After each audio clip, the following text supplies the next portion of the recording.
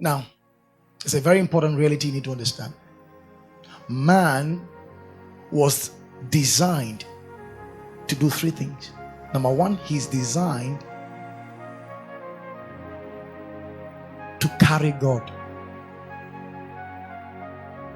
Number two, man was designed to contact God. Number three, man was designed to conceive God. These are three C's you don't forget. Number one, man was designed to what? Carry God. Number two, he was designed to contact God. Number three, was designed to conceive God. Very important.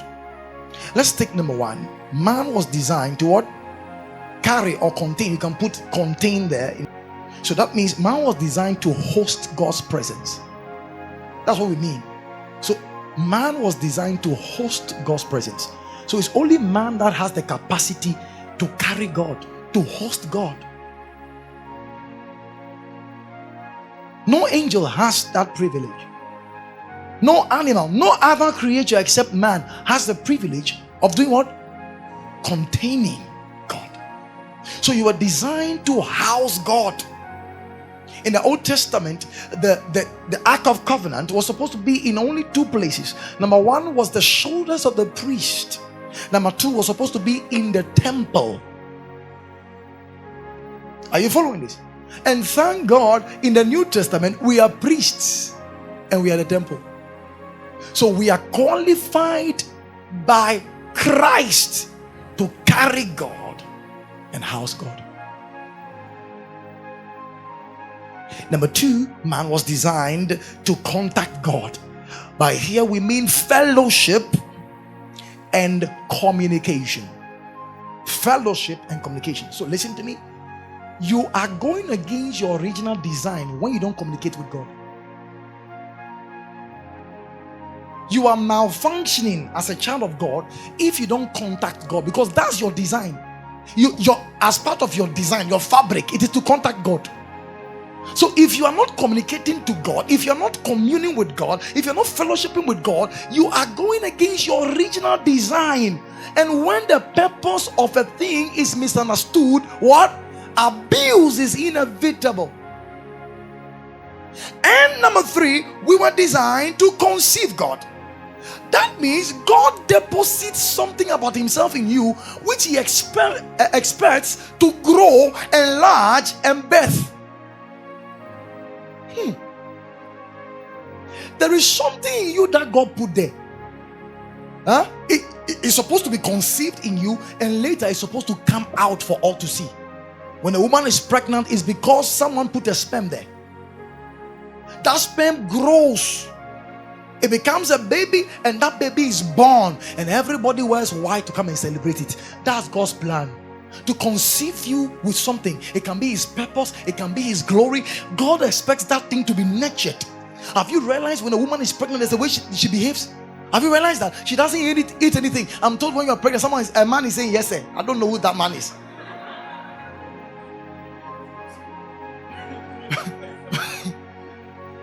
Praise God. So when the woman is pregnant, there's something. You can't even take some medicines when you're pregnant. You can't. So there are some things you avoid taking. It's the same when you are conceiving something that God has given to you. When you protect the baby jealously, you don't even sleep on your tummy. You sleep sideways. Why? You are protecting a life. In case you slip and you're going to fall down, you rather prefer breaking your arm than to break the child. If you know what God has deposited inside you, a dream, a vision, something about your life, listen to me, you are supposed to guard it jealously. And some of you sold it cheaply through immorality, because you didn't know that thing is growing to birth for everyone to see. And some of you have aborted it. Abortion means that which is conceived is terminated before time. Premature. And some of you have aborted God's purposes. We have forgotten that man was designed to contain God. He was designed to contact God, and was designed to conceive God. But you see, here's the big deal before I close. The devil is so smart, because he knows that Man was designed to contact God. Do you know what he does? He replaces God with other things. So now you begin to contact other things other than God. Some of you are looking at Google instead of God. Some are contacting friends who can help. Some are even contacting voodoo powers. And they tell you, sorry.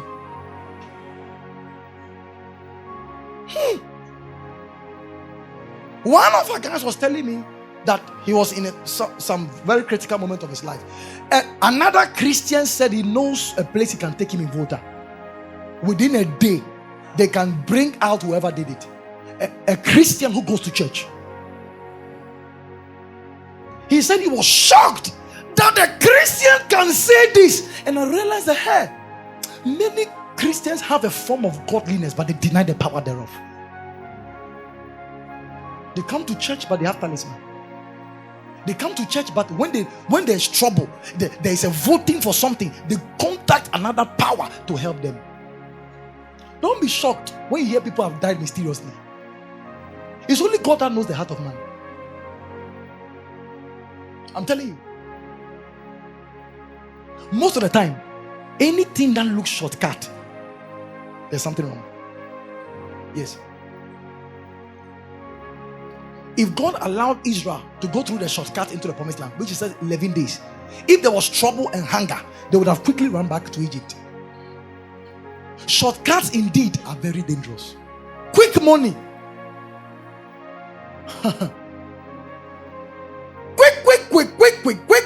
Quick.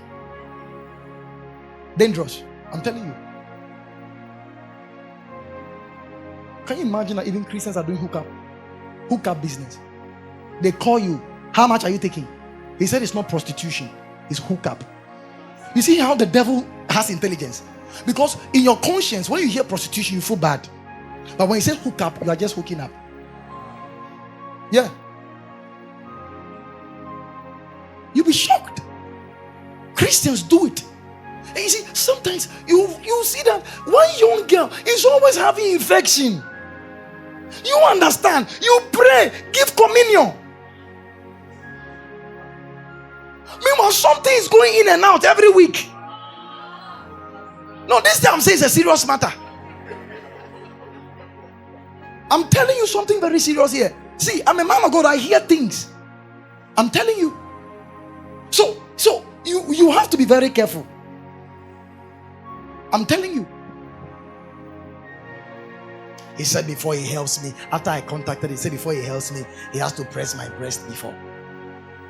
Really? And he's just pressing.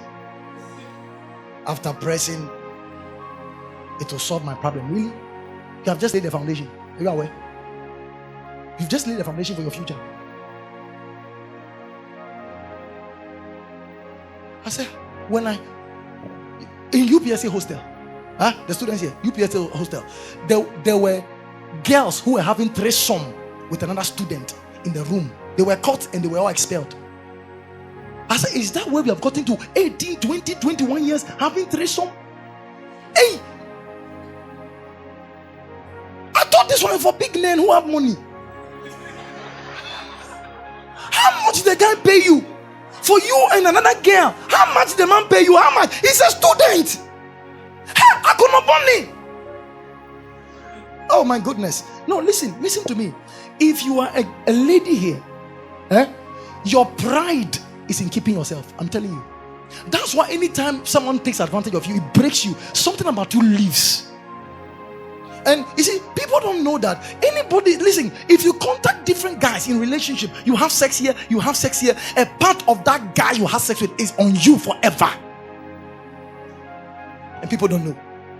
Listen, sex is supposed to seal marriage. So anytime someone has sex without marriage, in the spirit, you are married. So if the marriage does not take place and you get another guy, you are Mrs. One thing, and the person who is about to have sex with you, his surname is added to you. So some of you, before you really get married, you are Mrs. Mensa Boatin. Continue. Ado. What again? You you have 10 surnames. And you have become one. Listen, you have become one. I explained something. See, sometimes you don't know why God says keep this thing, keep it. God knows why. When you take glue, you patch glue here, and you take this paper, put it on it, and put it together. Have you realized when you are disconnecting it, a part of the paper is here forever, it doesn't move? If you try removing it, what happens? It spoils the whole thing. Many of you don't know that that's what happens when you have sex with someone you're not married with. Part of each other is mingled, and you live with that person forever in the spirit. And people don't know when you marry one person, you have married the entire family. So the forces that fight the family, you inherit them. You don't know this thing. Listen, someone was giving a confession about the fact that he slept with one lady, and the lady has spiritual marriage. And according to prophetic intelligence, the spiritual husband of the girl said, "Oh, me girl no be fire no." That's what the spirit said, though. And the spirit said, you will suffer.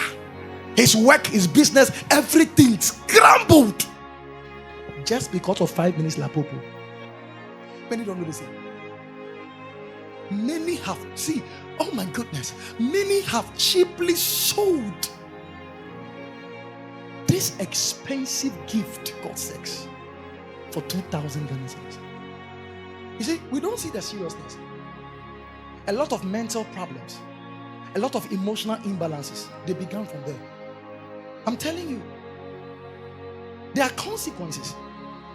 There are consequences. Every action you are taking today sexually, there are consequences. You will not see it now, but you are sowing a seed. So the devil knows this. So instead of contacting God, he makes us contact the wrong things. Number two, he makes us conceive the wrong things. So he rather will make you conceive bitterness rather than conceiving a life, the purpose God has given to you.